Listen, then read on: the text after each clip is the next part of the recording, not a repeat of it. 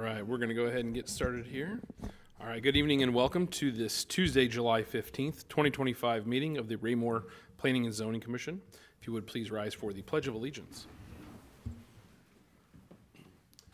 I pledge allegiance to the flag of the United States of America and to the republic for which it stands, one nation, under God, indivisible, with liberty and justice for all. All right, we'll jump into roll call. Commissioner Parker. Present. Wonderful. Commissioner Townsend. Present. Commissioner Shanks. Present. Commissioner Harrison is out of town. Commissioner Wiggins is here. Vice Chair Fizer. Present. Commissioner Smith. Present. Commissioner Kia. Present. And Mayor Turnbow. Present. Real quick, I will turn it over to Mr. Turnbow. Yes, I'd like to introduce Michelle Parker. She's a representative from Ward 2. She's joining us for the first time this evening, was appointed by me and confirmed by the council the other day, along with Mr. Reginald Townsend, who is now representing Ward 1. As you know, we had those two vacancies. Mr. Bowie moved to Overland Park and had to lead the commission, and Mr. Peterman also moved to Olathe on the Kansas side and had to leave the commission. So we appreciate your voluntariness and willing to serve with the council or with the commission. Thank you very much. Thank you, sir. Welcome. No personal appearances scheduled this evening, so we'll move into item 5, our consent agenda. Item A, approval of minutes from the June 3rd, 2025 meeting. I would entertain a motion to dispose of this item. So moved. Second. Got a motion by Commissioner Kia, second by Mayor Turnbow to approve the minutes from the June 3rd, 2025 meeting. Any discussion on the topic? Seeing none, all in favor?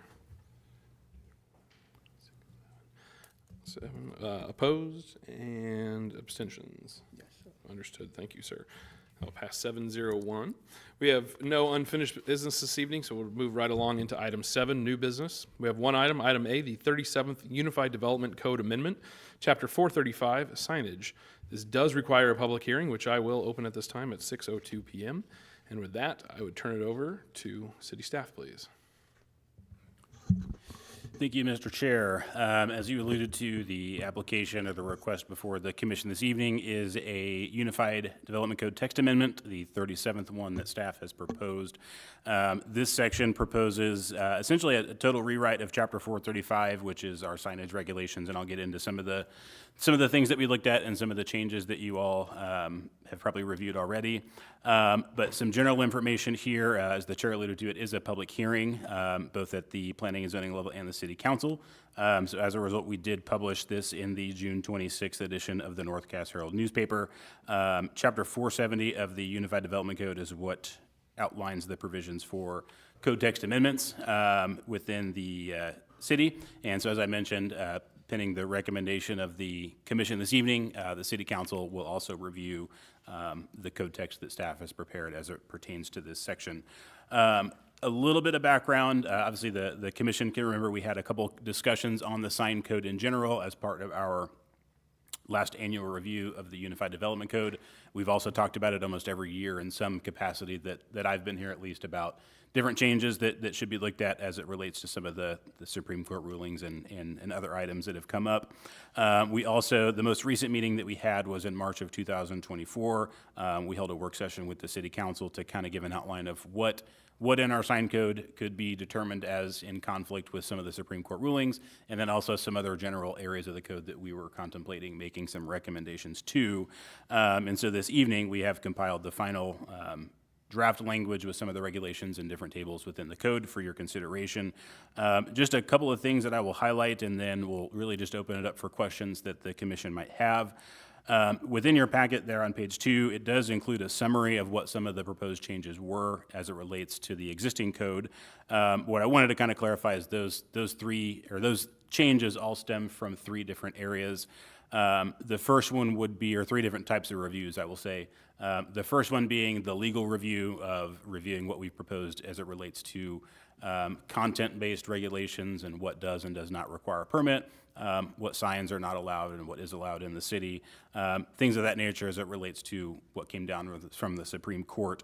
The second item that we kind of considered was under the existing code, just different challenges that we've had over the years from different signs that we've seen put up that may not have been 100% well addressed by our code, and so just different interpretations and things that we've had to do to either allow or not allow certain types of signs.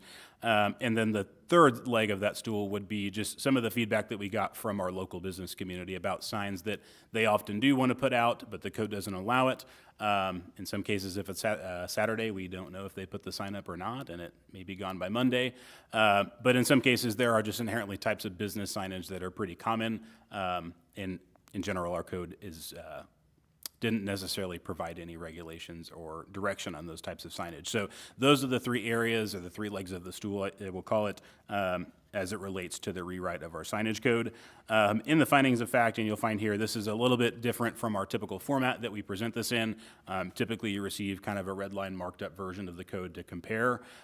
We actually took a different route and just took the stab of rewriting the entire thing as opposed to trying to go in and change different sections or here or there. But you do have in your packet a copy of the existing code and the proposed one, so happy to answer any questions that the commission has as it relates to a certain type of sign or what signage isn't allowed now that might be under the current code. So as I mentioned, pending tonight's review, this is the first review of it by the Planning and Zoning Commission. The City Council is scheduled to review it at their August 11th meeting. So at this time, that would conclude our staff report, and we're happy to answer any questions. Thank you, Mr. Gress. Any members of the commission have any questions? Mr. Mayor, I said. Thank you. Mr. Gress, I know that during the discussion phase of our work session, political signs were a major part of concern for us relooking at our sign codes. In that, it was discussed that we should generally be a little more observant and a little harsher with our enforcement of the existing signage laws that we had on the books or still have on the books before this change or potential change. Can you kind of outline to us how this particular, if it even does address it, if any of the modifications within the code that you're proposing tonight to us has any effect on political signs? So under the previous code, political sign is a type of temporary sign under our current and our proposed code. And the issue with that, just to kind of start out, would be that it specifically calls it out as a political sign, and there are specific regulations that don't apply to other signs in the code. So in this case, under the new code, what you'll find is it falls under the temporary sign category, but it's now classified as a yard sign, which is generally the type of sign that you see put out, or a stake sign, kind of a metal stake that goes in the ground. The sign's usually slid over that. So in general, under our current code, a resident, if they want to put out an election sign, they are allowed one sign per street frontage per candidate. So on corner lots for one candidate, you could have two signs. For an interior lot, you could have one. You could have multiple signs that are there for multiple issues or candidates. If there's 10 people running for a position and you want to support all 10, the code generally would have allowed that in the past. So what you'll find under the current code, however, is a little bit more, I'll say, flexibility on the number of signs that you can have. It does kind of call out a limit for that. You're allowed a few more signs than what the previous code would have allowed, but something that we put in there that's an issue that we've come across is generally like where those signs are placed. So the one issue that we generally always have is those signs get placed in the right-of-way. That was prohibited under the previous code, and it's still prohibited under this current code. The signs have to be totally on private property, and they can't obstruct anything in the right-of-way, or can't be placed on public property either. The other thing that you'll find in here was regulations on the separation of signs, and for your reference, that's in 435-080-3. It's on page 21 of the sign code regulation packet. So what you'll see there right now is one thing that we do find in the placement of temporary signs and political signs is a lot of clutter, which usually ends up in complaints to the city about either obstructing views or traffic or a list of issues that kind of come from that. So what we ended up putting into the code is some separation requirements for how far apart the signs have to be. So you can have more signs on your property by quantity, but they have to meet the spacing requirements of 10 feet apart. And that might sound like a random number, but there is some science behind what you can reasonably see on a sign as you're driving past it down a road at a certain speed. So that's kind of how that code is addressed now. During the election season, we do still allow for additional signs to be placed on a property for that period of time, but again, they do have to meet the separation of requirements. So that section would be what would kind of dictate how many signs you can fit onto your property, if that answers your question. So in the event of our 2 polling locations, how would you see the city's sign code regulation regulating the use of those 2 pieces of property? So right now, I believe one polling location is city property at the rack, and I guess Centerview as well, and then there's a church in the city as well. So And now the church, to just interrupt for a second, the church has been allowed by the Cass County clerk to prohibit signs on their property, period. So However, we have the park across the street, which is city property, and I was curious as to the if it'd be applicable to TB Hanna Park as well. So it would, and under the current code, you would not be able to place that on public property, city-owned property, either in the right-of-way at all or on the park property. As it is not a polling location, correct? Correct. On election day, does the polling location, is the city going to allow signs on city property, given that it is a polling location temporarily? Under the proposed code, and I'll let Mr. Zur chime in with any clarification, I believe if this code is adopted, the council would have to take some sort of action to allow the placement of signs at the polling location if it's public property, or on public property if it's adjacent to a polling location. Is that accurate? to that, Jonathan? Happy to do so. Please, Mr. Zur. Thank you, Chairman. So a couple of comments first, and to kind of piggyback off of Mr. Gress. 4 cases of issue: Reed versus Town of Gilbert, Arizona, which is 2015.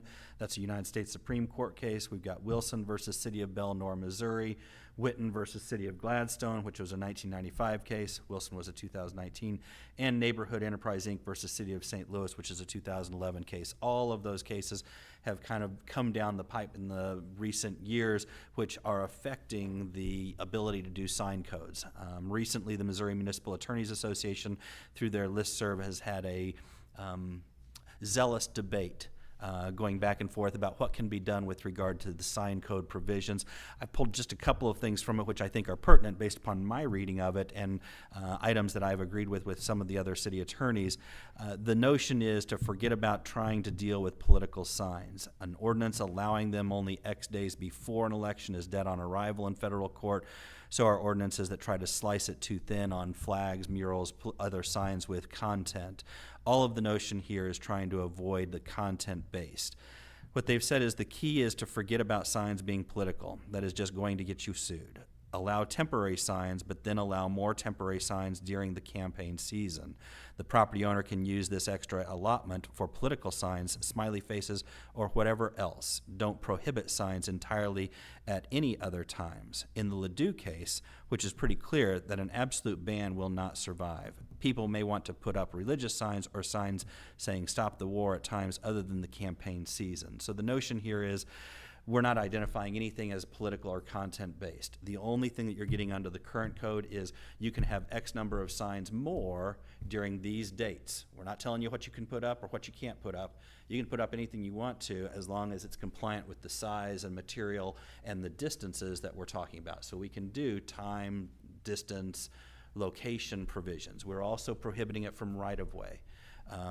So unless the city council takes a specific action to alter it on public parks during the election season, the sign code as it's written is going to be straight up, no, not on right-of-way, not on governmental property, unless it's a governmentally based sign, directional sign, welcome to TB Hanna Park, whatever else you might have there. So I think what you're looking at here is a good culmination of what the political or the discussion of political signs has occurred or has referenced in the Municipal Attorneys Association references. But I think Mr. Gress is right. it would technically say nothing can be put on those locations unless there's an action by the council to allow signage during a certain time frame. And if you allow it during a certain time frame, it's not going to be limited to what can be put on those signs. So if someone wanted to show up and say, put a sign up that talks about their personal beliefs in one form or another on city property, they would be able to do so on that particular day. It would not be capable of being specific to the election portion. Okay, and then that's, thank you for the clarification, because I knew that we were trying to legislate out the term political signs and just leave it as signs. Yep. For the most part, and that our regulatory instruction for that specific time, though, is it restrictive? Because you started talking a little bit about this time or that time. So can you kind of talk about that a little bit more? Under the provisions for yard signs, the signs can go up a certain time frame before an election, and they can have to be taken down. So it's 30 days prior to and 5 days following any local, state, or federal election hosted by the city, subject to all other sign locations and separations. So you got a time frame before an election, a time frame after an election. We're not saying anything with regard to the sign content, but you can put additional signs up on your property between this date and this date, I which see. happens to coincide with the Okay. election time frame. But there's nothing that gives the city the authority to go beyond that on their own property? Do we still retain custody of that property even though it's used as a polling location? You could put provisions in there that I believe you could say you can allow signs on the city-owned property during certain time frames. They may well coincide with election dates, but you can't say they have to be dedicated to a candidate, a ballot issue, or otherwise. It could be someone showing up for any sign that they want to put on that property, which is what the council is going to run the risk of if they try and open up that property for it. So anyone that shows up within X days of the election and says, I'm going to put this sign up here, I mean, I think we'd have provisions for garage sale signs or otherwise, and I'm trying to think of a good example here. It's on the fly. They could essentially come in and put up a sign that says, hey, I really like pancakes. That's a horrible example. We couldn't stop them from doing that during that time frame because we're allowing signage on city property on each side of an election, and we can't be content-based. Okay. Is it possible to put it some sort of provision that, 12 hours preceding and 12 hours after, or 24 hours before, 24 hours after an event held at city property? Because like your pancakes, if somebody was hosting, let's say the Rotary Club was holding a pancake fest at Centerview and chose to put up a notification sign 24 hours in advance, free pancakes Sunday morning, whatever the case may be. Other people use that. Weddings may be there, wedding parking signs, signs associated with an event there 24 hours prior and 24 hours after.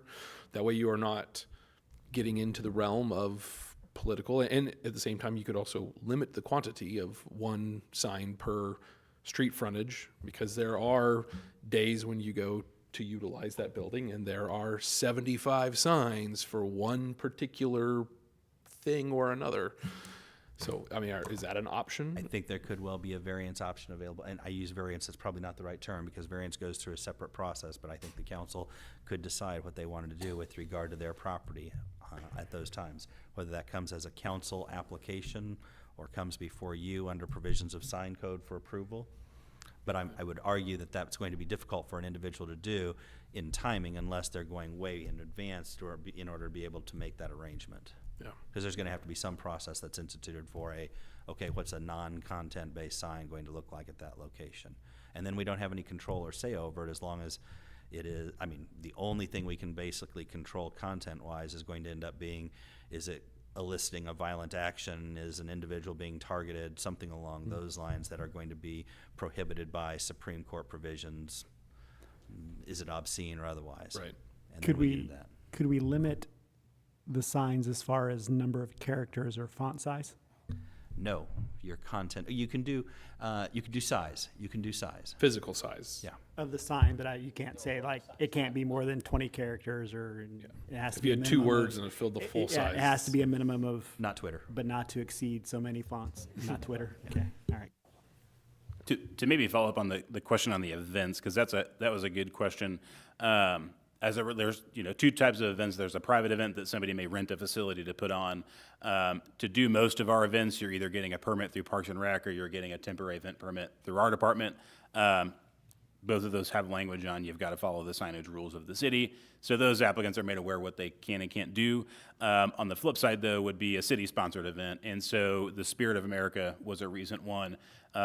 Signs and events that are sponsored by the city are exempt from our sign code regulations in the code.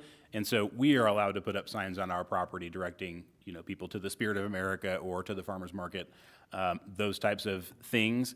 But in general, just because your question was more about the pancake one was a good one, in general, those types of events would not be generally allowed signage anyway.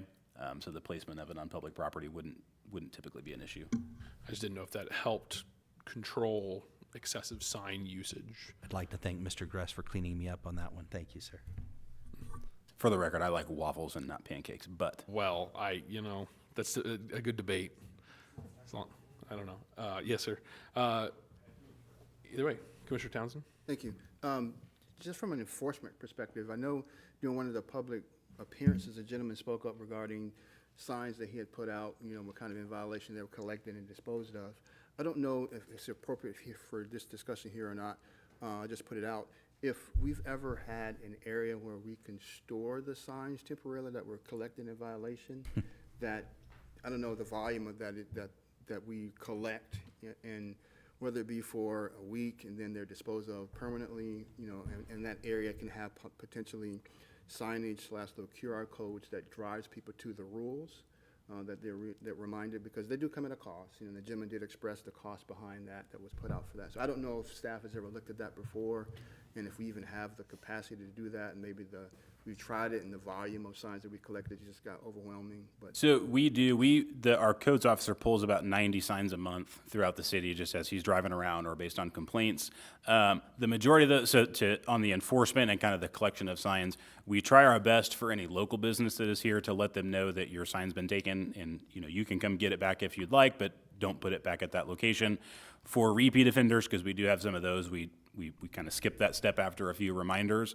But on the out of Raymore businesses, that's where most of our offenders come from. For lawn care businesses or window washing or whatever, we pull a lot of signs that get placed at busy intersections. We've actually issued a few citations in the past for things that get very excessive and borderline of littering. And we've talked about that as the sign code changes, or as it is proposed to be changed, there will be some sort of learning curve about here's the new regulations, and so there will probably be some sort of grace period for, we're not going to throw your signs away. If you want them back, here you go. In some cases, it does become kind of a burden to facilitate that. They may not come when they said they were going to come, so there's always challenges with that. But we try to be respectful because the businesses usually paid for the signs and put them out for a reason. okay. Sounds like you already got a pretty good rapport with the local businesses and those that understand the rules, and you have that grace to let them know and have an opportunity to come pick those up. So awesome. Thank you. Thank you, Mr. Chairman. I can flesh that out a little bit further, too. Sure, Mr. Zer. So part of the prosecution and enforcement of sign code provisions falls onto my lap for municipal court matters. And what I would tell you is Mr. Vogel is really good about making sure to try and reach out to those businesses and notify them that, hey, we've got an illegal sign here. A lot of times those are out-of-city businesses that are coming into the city and just posting them. Also often happens where the business has hired an outside company to come in and post them for them. A couple of the contractors we've seen, when they have a rainy day or a slow day, will pay their employees to go out, and it becomes kind of a haphazard where they post them at. That all falls back onto the property or the owner of the business. Most of the time, if I've got a first-time offender coming through for the municipal court and the signs have been removed, I'm going to do a teaching lesson. Hey, you can't do this. Next time that comes through, you're going to have a harsher hit, and we'll write you a citation for every single sign we find. But I generally will do a the signs have been removed. Our code enforcement officer have removed them. If you're here and you agree to, it was your sign and you're guilty of it, I'll recommend a minimum fine for that first violation. But after that, it's going to be cumulative and it's going to be expensive. So we grab, I would not call it grace, but we do allow them kind of a learning experience for the first go around. Very good. Mr. Shanks? So, so I serve also on an HOA board, and we made the mistake of restricting signs by saying, well, one neighbor put up a sign that was in contrast with the next door neighbor, and it kind of turned into a feud. So we just said no signs. That was a mistake. Okay, but so then the fight escalated to, okay, we're going to install a flagpole with a flag of the message and content that we want to get around the sign usage stuff. What would be the city's response to erecting of flagpoles? I do see that we have in the definition flag signs, but they don't seem to be, I guess just maybe talk to me about the temporary use of them.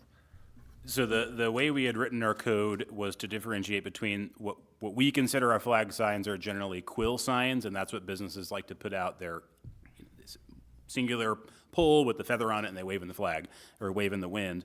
The flag sign, however, is more of if you're displaying the American flag. So our code kind of differentiates between how that sign is erected. A quill sign is generally meant to be temporarily anchored into the ground. It's 30 days and then you have to take it down. Whereas a flagpole is generally going to fall more under a permanent sign. You're anchoring that into the ground. You are, erecting it way up in the sky, and it's landscaping around it. We've seen them all over the city. In that case, a flagpole is going to have a lot more leniency on the kind of where you can put it and things of that nature. It becomes difficult if they take down the American flag and put up something that has words on it, because then there's a message to that. So what you'll find in our code is our regulations now are more based on how the sign is built, what it's built out of, how it's landscaped, more the physical appearance and nature of it, and not so much what's on it.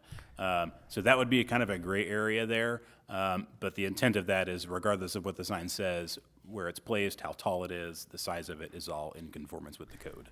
And that's compliant with the case law on these matters as well, too. The notion is you've got a structure that's going into place there, and so we're operating and regulating the structure of what the sign is and how it's being installed, because it's going to be a permanent nature.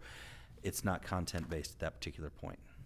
Okay, the last thing I'll say on that is in the definitions on the new proposed document, under flag sign, it starts off by saying a type of temporary sign. So I just highlighted that. Okay. That was actually when I read through the definitions of how to differentiate feather and quill sign from flag, that looks like that got missed right there. So Perfect. it is meant to be a permanent sign. A couple of questions, actually one real quick. One is, since Commissioner Faulkner is no longer around, I guess I shall call out a small little potential issue. Page 18 of the packet, zoning district, PO and C1 at the very top, one per establishment per street frontage for each event, comma, issue candidate. There should be a comma there. Perfect. Well, the reason I found that is because I was searching for candidate-related terms in here, because that is totally something that Jerry would have found and picked out. So in his honor, we'll call that one. So I did have a couple of questions, I guess in continuance of Mr. Shank's question about flags. You're obviously talking about flags on a pole being different. If somebody hangs a flag from the side of their house, whether it's on a pole that's just, a temporary pole that you take in and out, hang it over the banner or the banister of your deck, hang it in the, whatever, from the side of your, let's say you have an outbuilding and you hang it from the side of your building, whatever the case may be.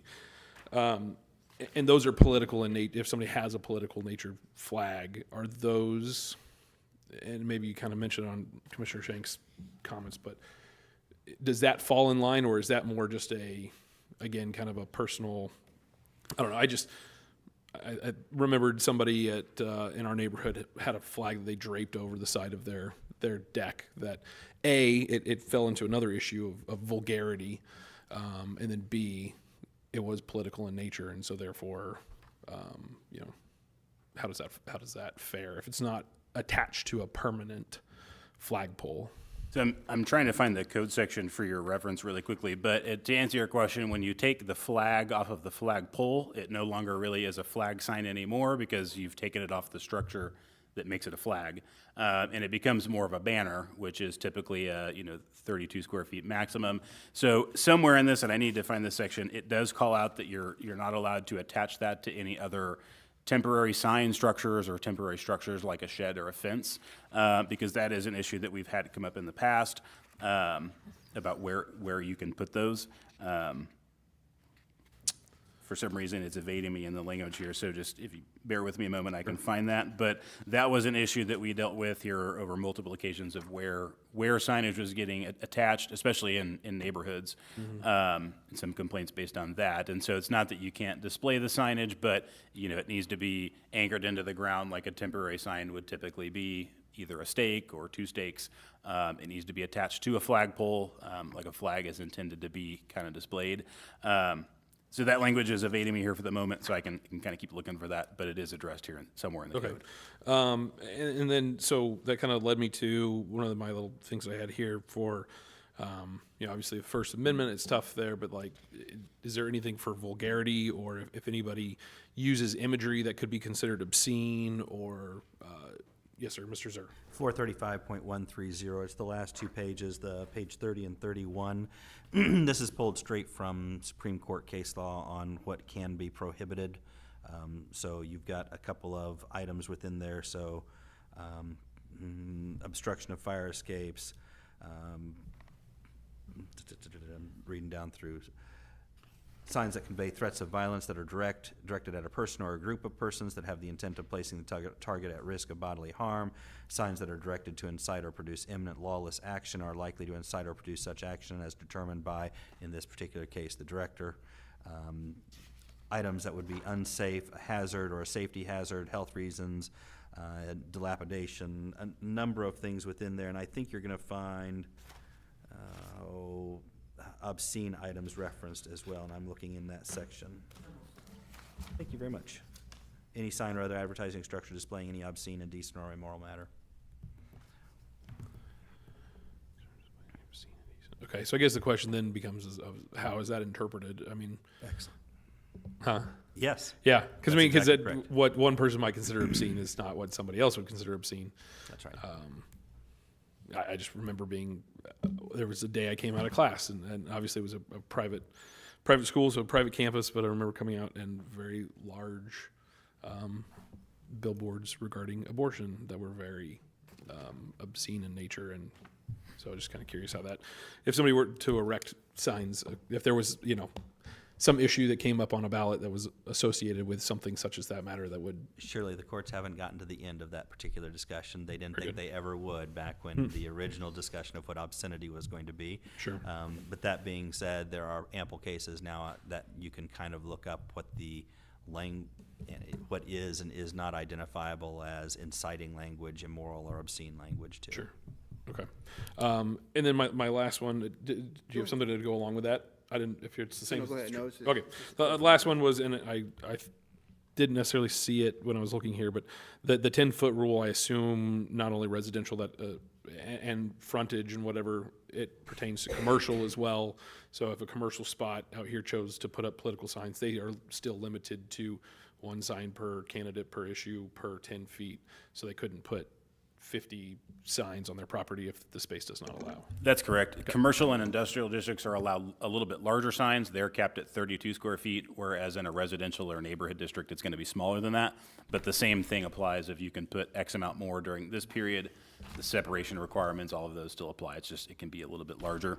And to answer your first question, I did find it in 430.080D1.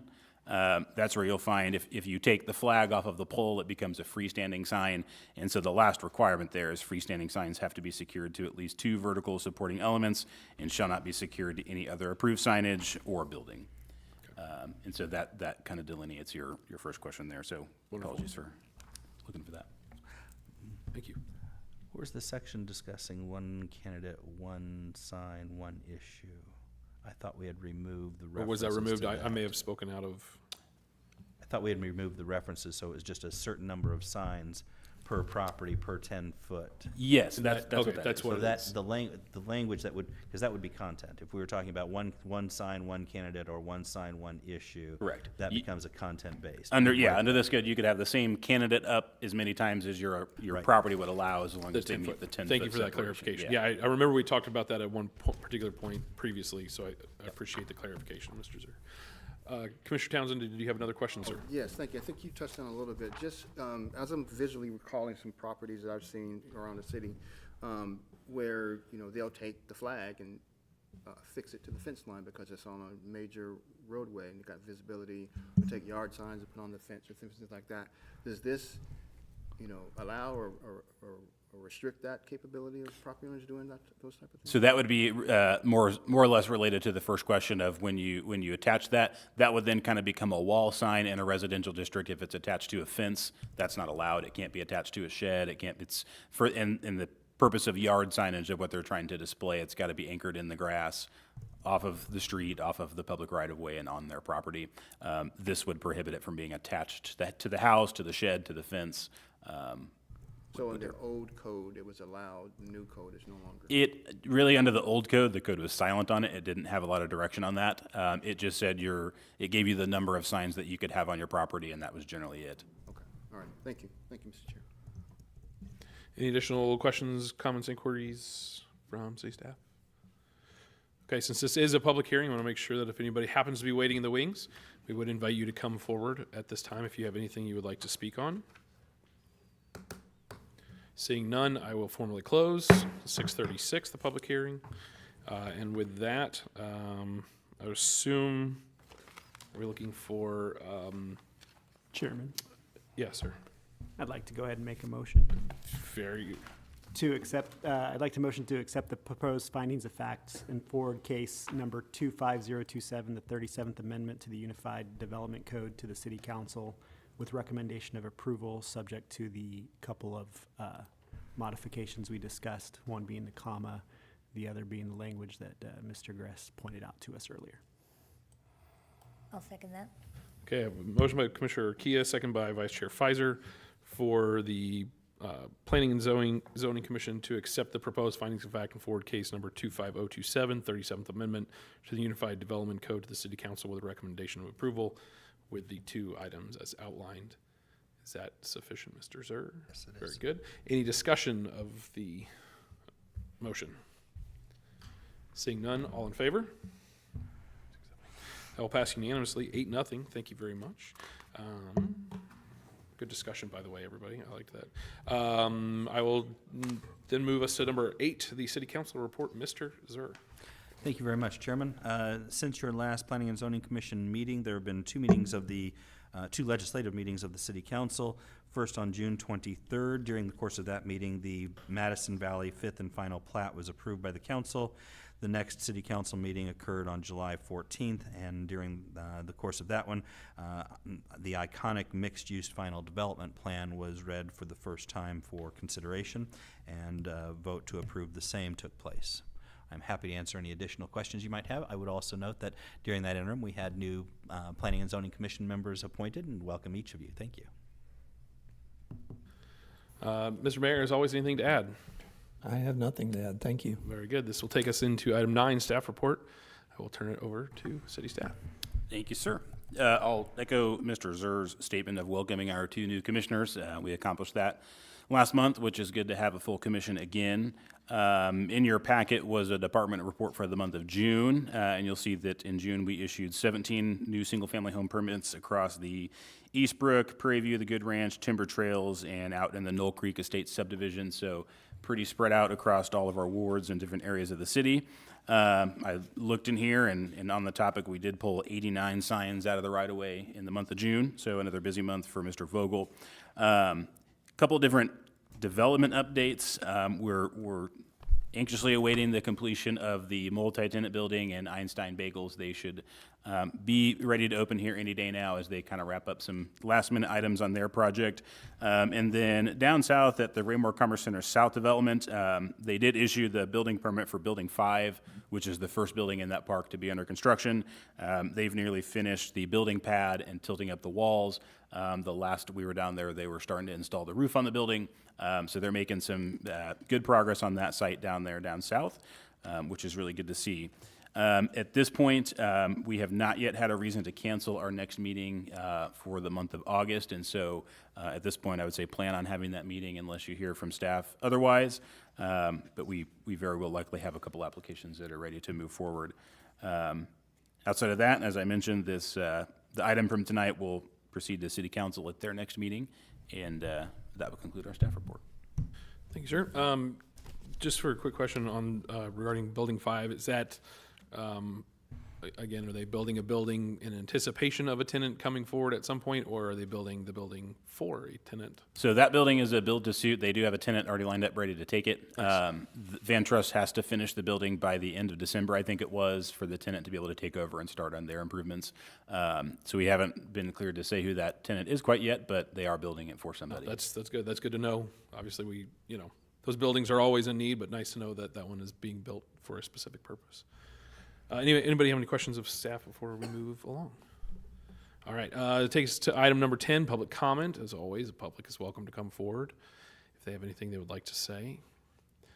Seeing none, we will move right along into commission member comments, and I will start in my immediate left with Vice Chair Fizer. Okay, thank you.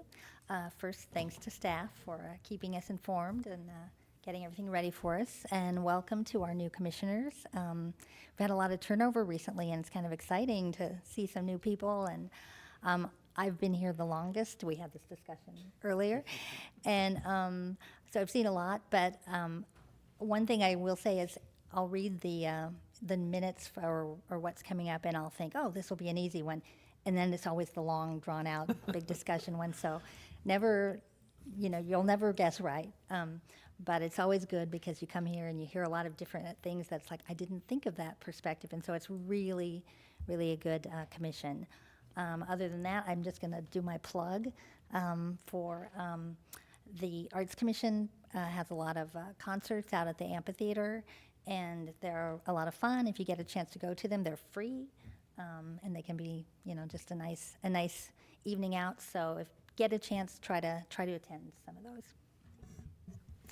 Commissioner Townsend, send it right over to you, sir. Caught me off guard. Thank you, Mr. Chairman, and thank you to the commissioners for the warm welcome, and the mayor for the appointment, and staff. It's awesome to be on this side of the fence, and very technical. A lot of technical reading here. This one was pretty intense, complete rewrite, so it was refreshing to kind of read down into all the different changes, and also to the Building 5 and that new building to suit for a particular potential tenant, because it's just as an observation as we see other communities that have industrial warehouses like that that are kind of sitting, but ours are actively being built and forced to suit a particular tenant. So that's encouraging that they're invested in our community and continue, and the work of you and the staff is awesome testament to that. So again, thank you, and thank you to the commissioners for the welcome. I look forward to serving together. Thank you, sir. Commissioner Smith. Want to welcome the two new commissioners. It was quite the conversation over sign code tonight. She's right. You're like, okay, we're going to approve a new sign code, and 40 minutes later, we're approving a sign code. So that was welcome. I feel like we've actually accomplished something instead of being here for 12 minutes. My record is a little longer than that. It's like 18. Okay. I am noted to get through meetings if necessary. Commissioner Shanks. I'll just echo everyone else and welcome the new commissioners. It's kind of like a sports team in that we get a draft, but we also have some continuity. I appreciated staff coming prepared, and even Mr. Zur with the Supreme Court cases and stuff in your back pocket, and just the expertise that I think this team has as well. Thank you to all the commissioners and even the mayor, just the years of experience he has and insights as well. So I just think we've put together a pretty good team. Even the mayor. Even the mayor. Commissioner Urquidez. Especially the mayor, my bad. You're not supposed to say that out loud. No, I'm just kidding. Want to welcome the 2 new commissioners as well. Welcome to the commission. I'll echo everything everyone else has said. I will also say that from my standpoint, the city staff has always done an excellent job in making sure that we're prepared for these meetings and giving us the materials ahead of time to review. I miss the knock at the door or the random packets left in between my screen door and my door, but that's okay. We've gone apparently completely green now. Very appreciative of the city staff and all the hard work you guys put into preparing everything for us tonight. And in general, I know signs had to be super exciting for you all, especially with the new laws and making sure that everything was in place for us, and only having 2 things to kind of tweak, I think speaks to the time and effort you guys put into making sure things are prepared correctly. So thank you for that. Ms. Parker? Yeah, I want to thank everyone for the warm welcome as well. You guys have been very welcoming, and I want to mention that I'm very impressed with the planning and department. You guys have done an amazing job onboarding us, very professional presentation and the documentation.